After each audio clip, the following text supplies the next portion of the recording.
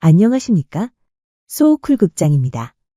구독과 좋아요 그리고 알람 설정 부탁드립니다. 재미있고도 좋은 글로 보답하겠습니다. 김대감의 아들 김진사와 유승지의 딸 유초리의 혼례식은 사흘 동안 성대하게 이어졌다. 신랑 신부는 누가 봐도 부러울 정도로 선남선녀였다. 김대감의 아들은 훤칠한 키에 이미 초시에 합격한 1등 신랑감이었고, 유승지의 딸 초리 역시 빼어난 미모에 사서삼경을 뗀 재원이라 남자였다면 장원급제감이었다. 17 건장한 체격의 새 신랑은 선녀 같은 새 신부를 하룻밤도 곱게 재우지 않았다. 2살 연상의 새 신부도 처음에는 서툴렀지만 곧 남편을 따라 음양의 조화에 서서히 적응하기 시작했다. 입동이 지난 어느 날 밤 만취한 김초씨가 밤늦게 집에 와서 방문을 열자마자 새색시의 치마 밑으로 기어들어갔다. 그런데 가쁜 숨을 몰아쉬던 신랑이 갑자기 조용해졌다. 처음에는 술 취해서 잠든 줄 알았는데 아무래도 이상했다. 신부가 조용히 몸을 빼고는 살펴보니 이걸 어쩌나. 신랑이 숨을 쉬지 않았다. 의원을 불러와 침을 놓아도 김초씨는 깨어나지 않았다. 의원이 김초씨의 죽음을 알리는 순간 복상사라니 병명을 듣자 초리는 숨이 멎는 듯했다. 절망에 빠진 새색시는 은장도를 꺼내 신랑을 따라 죽으려다 하녀에게 발각되어 미수에 그쳤다. 시아버지 김대감이 며느리의 등을 두드리며 말했다. 나도 피를 토하며 죽고 싶다마는 네 아들이 그걸 바라겠느냐. 너도 나도 굳건히 살아야 한다. 초리는 명운사에서 49제를 지내며 주지 스님의 설법에 마음을 조금씩 가다듬었다. 신랑의 49제가 끝난 지 얼마 지나지 않은 겨울밤, 별당에서 자던 유초리는 이상한 꿈을 꾸었다. 안개 낀 들판 한가운데 신랑 김초씨가 흰 도포 차림으로 서 있었다. 그 얼굴은 홀레날처럼 말끔했으나 눈빛만은 서늘하게 식어 있었다. 여보, 하고 부르는 소리에 그녀가 다가서자 김초씨가 고개를 저었다. 나는 이미 이승 사람이 아니니 더는 나를 붙들지 마시오. 내가 죽은 것은 당신 탓도 당신 죄도 아니오. 김초씨는 잠시 침묵하다가 뜻밖의 말을 덧붙였다. 나 대신 당신 곁을 지킬 사람이 있어. 그 인연은 부처님의 그림자 아래서 만들어질 것이오. 잠에서 깨어난 초리는 식은땀에 젖어 있었다. 그날 이후로 초리는 밤마다 남편의 위패 앞에서 향을 피우되 예전처럼 오열하지 않았다. 어느덧 3년, 초리는 그동안 입었던 상복을 명운사에서 태워 연기를 하늘로 보냈다. 유초리는 신방을 차렸던 별당에 혼자 기거하며 아침이면 안채로 가서 시아버지께 문안 인사를 드리고 부엌에 가서 찬물을 도왔다가 저녁이 되면 다시 별당으로 돌아가곤 했다. 한 달에 2번 보름과 초하루가 되면 하녀를 데리고 남편의 위패를 모셔둔 명운사에 가는 것이 유일한 외출이었다. 하루는 김대감이 친구이자 사돈인 유승지를 찾아갔다. 사랑방에서 술잔을 주고받다. 김대감이 조심스럽게 며느리 얘기를 꺼냈다. 며느리 보는 내가 애간장이 타서 죽을 지경이요. 이제 탈상도 했으니 말이 끝나기도 전에 유승지가 화를 벌컥 냈다. 김대감, 무슨 소리를 하는 게요? 그것은 당신 집안의 수치일 뿐 아니라 우리 집안에도 먹칠을 하는 거요. 김대감은 집에 돌아오는 길에 주막에서 하염없이 술을 마시다 벽에 기대어 잠이 들었다. 주모가 말했다. 나으리 인제 그만 드시지요. 밤이 깊어 주막도 문 닫을 시간이구먼요. 비틀비틀 외나무 다리를 건너다 기우뚱한 것까지는 어렴풋한데 그 이후는 기억이 없었다. 정신을 차렸을 땐 이튿날 대낮 사랑채에 누워있는 자신을 발견했다. 얼굴은 멍투성이에 사진은 쑤셨다. 아버님 깨셨군요. 초리가 머리맡에 앉아 물수건으로 얼굴을 닦고 있었다. 내가 어떻게 집에까지 왔지? 명운사의 법운 스님이 아버님을 업고 오셨습니다. 다음 날 김대감은 명운사로 올라가 주지 스님 방에서 차를 마시며 법운 스님을 오라고 해서는 고마움을 표했다. 스님은 내 생명의 은인이요. 법운 스님은 웃으며 말없이 합장했다. 김대감은 논 5마지기 땅 문서를 주지 스님에게 내밀었다. 내년 봄에 절 개수할 때 보태 쓰십시오. 20년 전 명운사 일주문 앞 포대기에 쌓인 핏덩이를 주지 스님이 안고 와서 키운 게 바로 지금의 법운 스님이었다.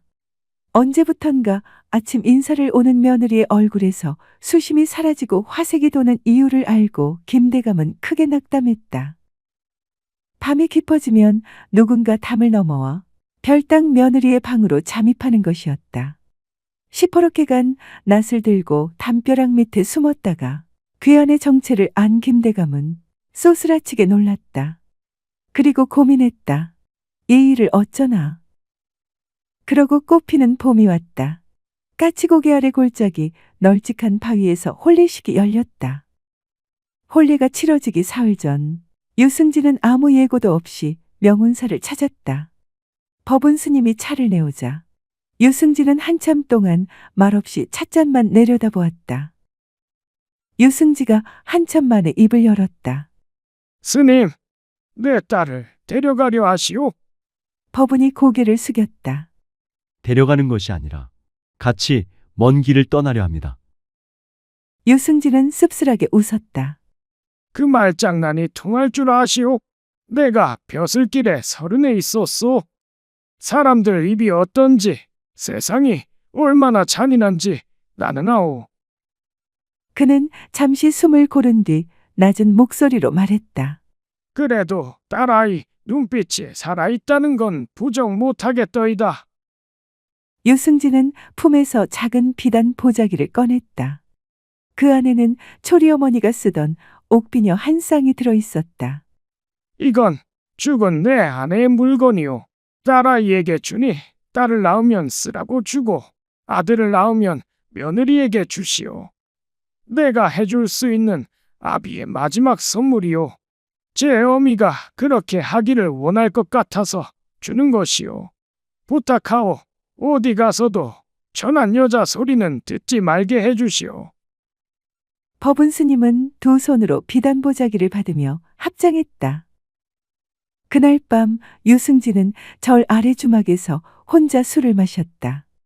그리고 다음 날 새벽 아무에게도 들키지 않고 한강 나루를 건너 돌아갔다. 혼례날 신부 유철이 신랑 법운 스님은 김대감과 유승지가 지켜보는 가운데 맑은 물 한 그릇 떠놓고 명운사 주지를 모시고 혼례를 치렀다. 식이 끝나자 신랑 신부는 까치고개를 넘어 멀리 사라졌다. 남은 세 사람은 까치고개에 있는 주막으로 갔다. 해가 기울 무렵이라 그런지 손님이 없었다. 부엌에서는 묵은 장작 냄새와 술 냄새가 섞여 나왔다. 세 사람은 말없이 앉아 막걸리만 따랐다. 유승지가 먼저 잔을 들었다. 오늘 혼례는 참으로 기이했소. 김대감은 아무 말도 없었다. 주모가 안주 한 접시를 내려놓고 물러났다. 잠시 정적이 흘렀다. 유승지가 조용히 입을 열었다. 오늘 혼례를 보니 부부란 이름보다도 먼저 사람으로 살아야 한다는 걸 이제야 알겠습니다. 김대감이 낮게 웃었다. 나도 마찬가지요.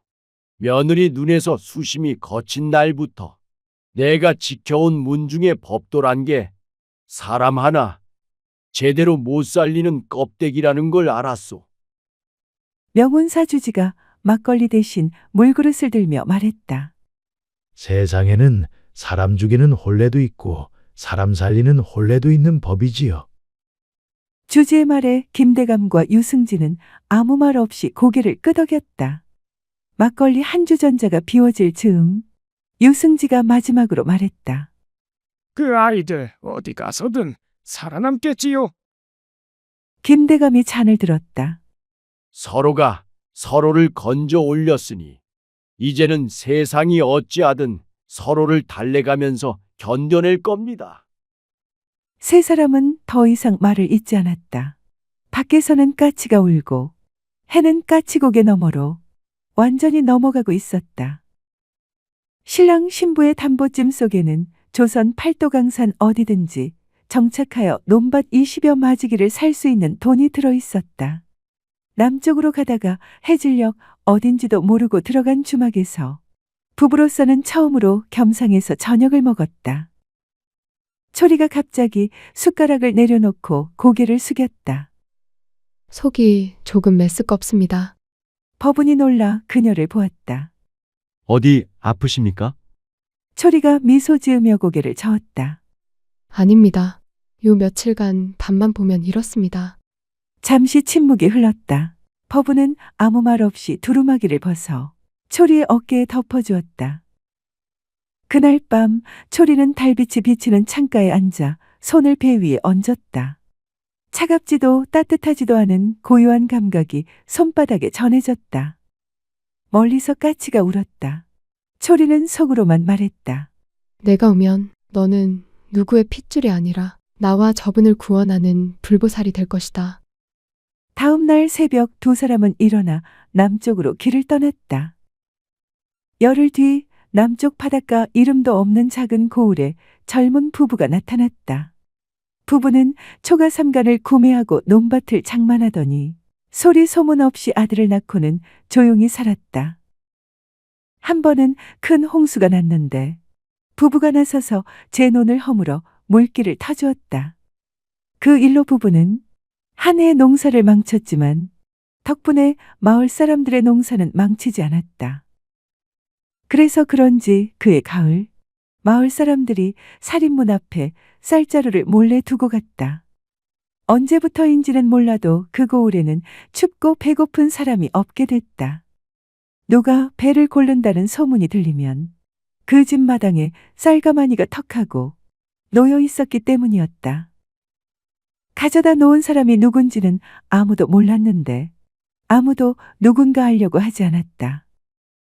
들어주셔서 고맙습니다. 용어 풀이와 참고 문헌 그리고 자료 출처는 명기만 하고 따로 읽지는 않겠습니다. 양지해 주시기를 바랍니다.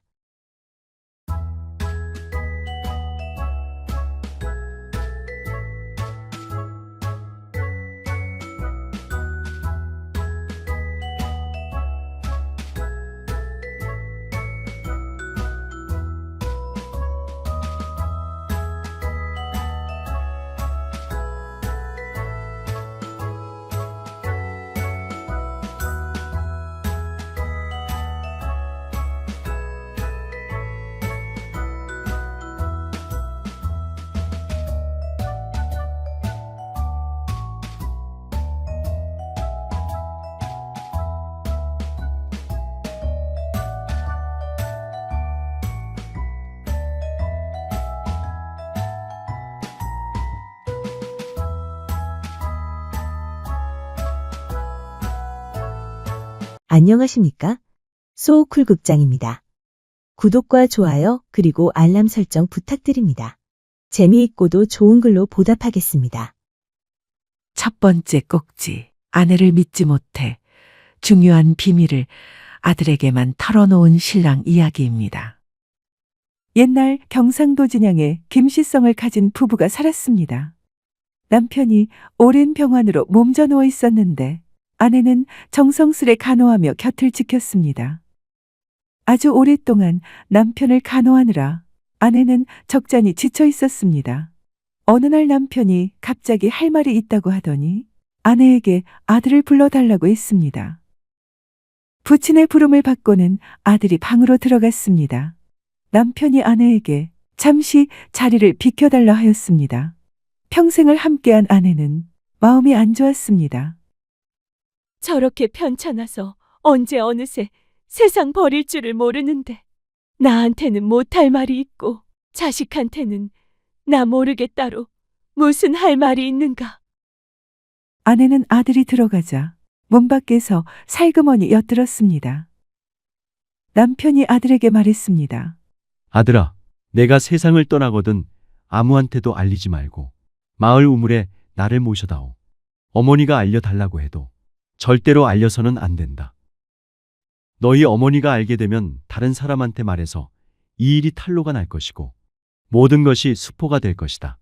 명심하고 있다가 내가 죽거든 그렇게 해다오. 그게 내 마지막 유언이다. 그 유언을 한 후 이틀 후에 남편이 죽었습니다. 아버지가 죽자 아들은 아버지의 유언을 따라 초상을 가짜로 치렀습니다. 한밤중 아무도 없을 때 아버지의 유언을 지키려 아들은 동네 우물가로 갔습니다. 그런 다음 아버지의 시신을 아무도 모르게 마을 우물 안에 모셨습니다. 그날 후로 집안 살림이 날이 갈수록 나아졌습니다. 마을 사람들이 저 집은 부친이 세상을 떠나고 나니까 희한하게도 부자가 됐네. 라고 말하고 다닐 정도였습니다. 아버지가 돌아가시고 몇 해가 지나자 마을에 좋지 않은 소문이 돌기 시작했습니다. 짙은 화장을 하고 새 옷으로 치장한 어머니가 장날이 되면 장터에 다녀오는 날이 잦아졌습니다. 밤이 깊도록 집에 돌아오지 않는 날도 여러 번 있었습니다. 아들은 모른 채 했으나 마을 사람들의 수군거림이 점점 귀에 들어왔습니다. 김신의 마님이 요즘 혼자 사는 몸이 아닌 듯하더라. 장터 쪽 주막에서 어떤 사내와 자주 어울린다던데? 아들은 마음이 편하지 않았습니다. 아버지가 남긴 기이한 유언을 지켜가며 살림을 불린 것도 모두 집안을 위한 일이었는데 어머니가 딴 마음을 품고 외간 남자를 만나러 다닌다는 소문은 아들의 가슴을 찢어 놓았습니다. 어느 날 아들은 조심스레 말했습니다. 어머니, 요즘 바쁘신가? 장에 자주 나가시는데 집안 살림은 이제 제가 맡겠습니다. 논문서와 반문서도 제 이름으로 바꿔두는 게 옳을 듯합니다. 아들의 그 말에 어머니의 얼굴이 싸늘하게 굳었습니다. 내가 언제부터 집안의 주인이 되었느냐? 이 집 재산이 내 아버지 덕이냐? 아니면 내 덕이냐? 아들은 참아왔던 말을 꺼냈습니다. 아버지께서 남긴 뜻을 어머니가 잊으신 것 같아서 두렵습니다. 밖에서 들리는 말들이 좋지 않습니다. 그 순간 어머니의 분노는 걷잡을 수 없이 터져나왔습니다. 그녀는 손에 들고 있던 물동이를 바닥에 내던지며 외쳤습니다. 내가 감히 나를 가르치려 드느냐?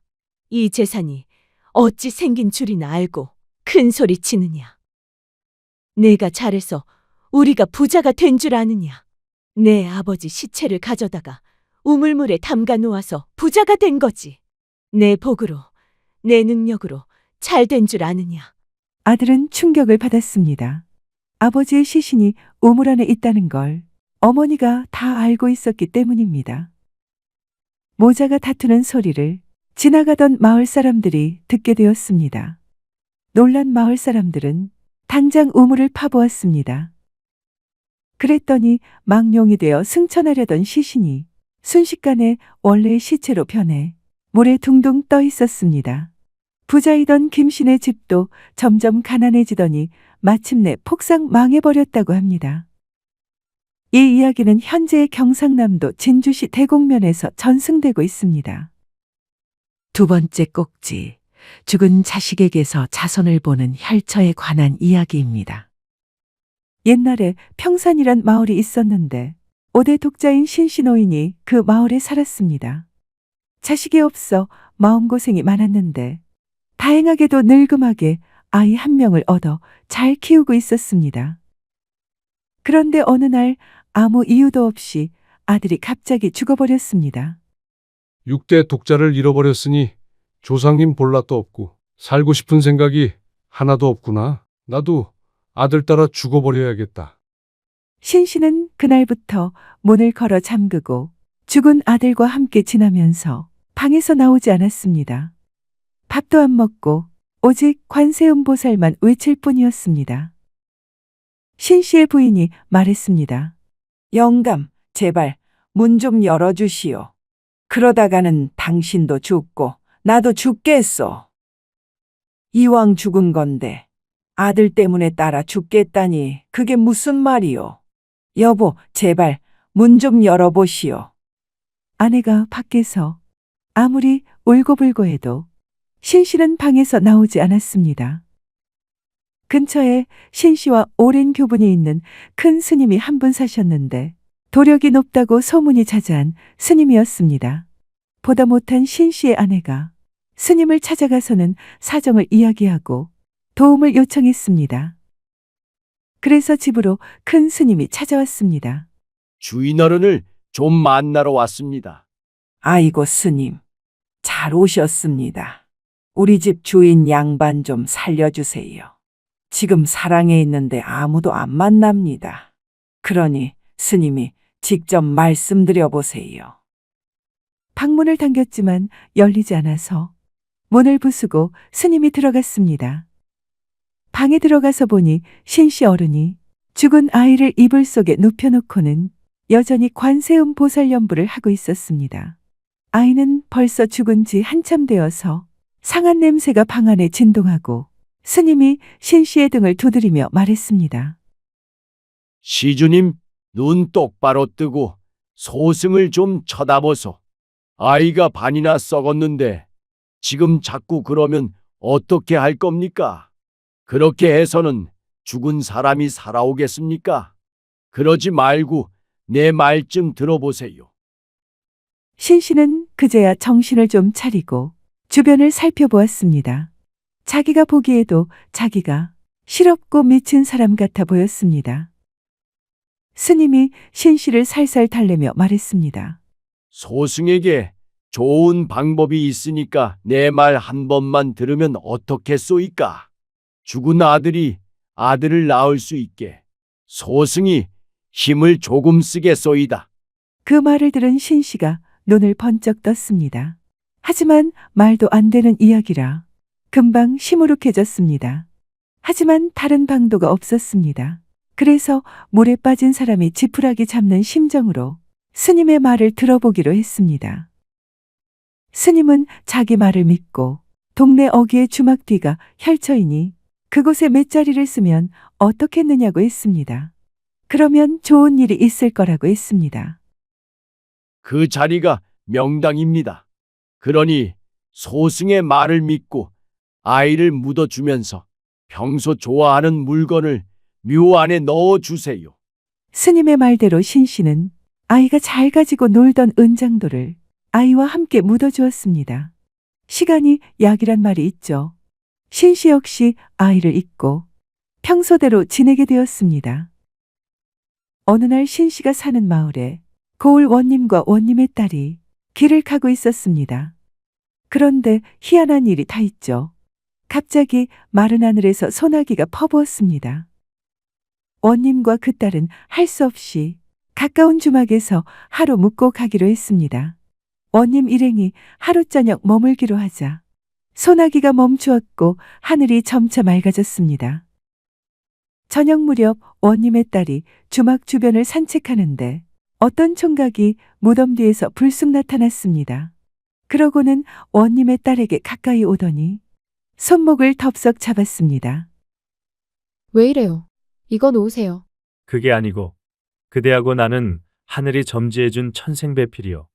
서로 실랑이하는 중에 원님의 딸이 살짝 총각을 쳐다보니 너무나 잘생긴 대장부였습니다. 원님의 딸이 한눈에 홀딱 반했습니다. 둘이 하룻밤을 보내곤 서로를 증명할 정표도 주고받았습니다. 총각은 원님의 딸에게 은장도를 주었고 원님의 딸은 금가락지를 빼주었습니다. 하룻밤을 같이 지낸 후 총각이 종적을 감추었습니다. 원님의 딸은 매우 안타까웠지만 언젠가는 나타날 것으로 생각하고는 참고 기다리기로 하였습니다. 다음 날 아침 원님은 관하로 돌아가 그 전과 마찬가지로 고을을 다스렸습니다. 원님의 딸도 원님을 따라 돌아갔습니다. 그런데 날이 갈수록 원님 딸의 배가 점점 불러왔습니다. 원님은 이상하게 생각했습니다. 아니, 양반의 딸이 이럴 수가 있나? 어떤 놈이냐? 아버지, 저는 죄 지은 일이 없습니다. 죄 지은 일이 없고서야 그럴 턱이 있나? 아니 때 나궁이에 연기 날 턱이 있느냔 말이다. 원님의 딸은 할 수 없이 사실대로 이야기했습니다. 원님은 일단 딸이 아이를 낳을 때까지 기다린 다음 딸이 몸을 풀자 딸이 낳은 갓난아이를 데리고 예전의 그 주막을 찾아갔습니다. 주막 옆에는 과연 조그만 무덤 하나가 있었습니다. 원님은 묘비에 적힌 무덤의 주인을 찾아서 그 집으로 갔습니다. 가서는 원님이 그 집 주인에게 말했습니다. 이 아기가 당신 집 손자니까 데리고 가세요. 이 아기가 내 손자인지 어떻게 압니까? 어떤 놈의 자식인지 내가 어떻게 알고 봤습니까? 원님이 노인에게 사연을 이야기하고 은장도를 보여주었습니다. 그제야 노인은 아이가 자신의 손자라는 걸 믿었습니다. 원님이 보여준 은장도가 바로 자기가 아들을 묻을 때 함께 묻었던 은장도였기 때문입니다. 노인을 찾아왔던 스님이 죽은 아들에게서 손자를 보는 혀를 맷자리로 잡아줬던 겁니다. 이 이야기는 현재 경상남도 진주시 상봉동에서 전승되고 있습니다.